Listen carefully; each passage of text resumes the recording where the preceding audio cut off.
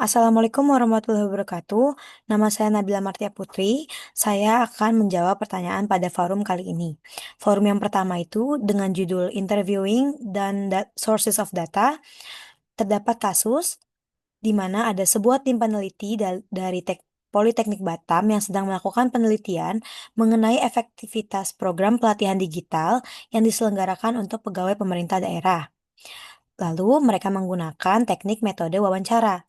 Namun ada beberapa tantangan dalam memilih informan, eh, juga dalam membangun hubungan kepercayaan dan menghindari bias selama wawancara.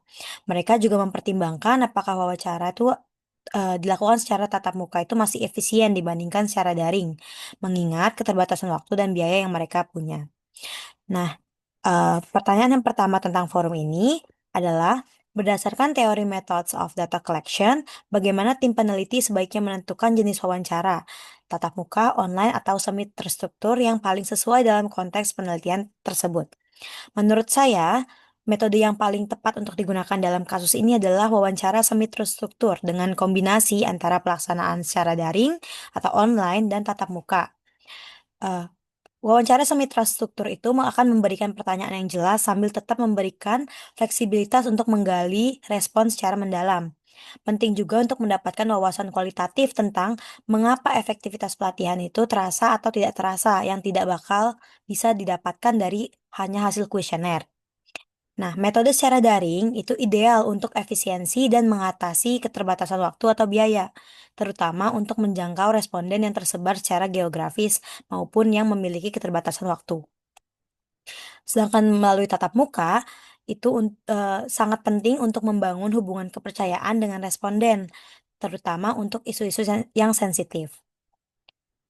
Pertanyaan kedua, jelaskan bagaimana prinsip triangulasi data antara sumber primer dan sekunder dapat meningkatkan kredibilitas penelitian. Jadi, prinsip triangulasi data adalah penggunaan berbagai sumber data untuk memverifikasi dan memperkuat temuan yang sama.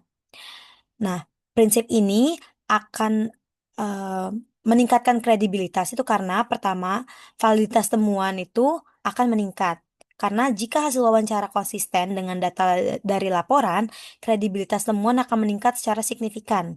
Karena wawancara itu akan memberikan perspektif subjektif, sedangkan laporan itu akan memberikan perspektif objektif dan formal dengan data-data dan bukti tertulis. Nah, selain itu, triangulasi data juga mengurangi adanya bias dengan membandingkan informasi data dari dua sumber yang independen. Peneliti dapat mengurangi potensi bias dari salah satu sumber dengan menggunakan kedua data tersebut.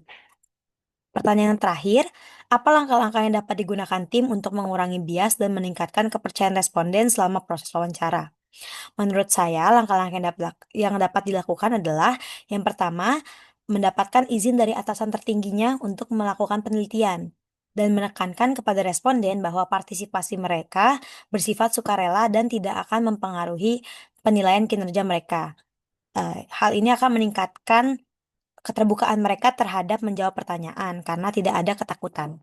Dan juga memberikan jaminan tertulis bahwa identitas responden, jawaban, dan nama instansi tidak akan pernah diungkap dalam laporan atau akan diungkap secara eh, lewat singkatan atau kode-kode tertentu.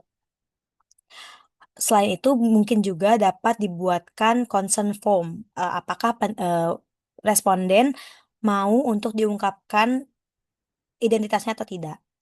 Peneliti juga bisa menjelaskan tujuan penelitian secara jujur, menjadi pendengar dengan yang baik untuk membuat lingkungan yang nyaman sehingga responden dapat lebih terbuka terhadap jawaban. Untuk mengurangi biasnya, peneliti itu harus membuat panduan wawancara yang terstruktur dan netral.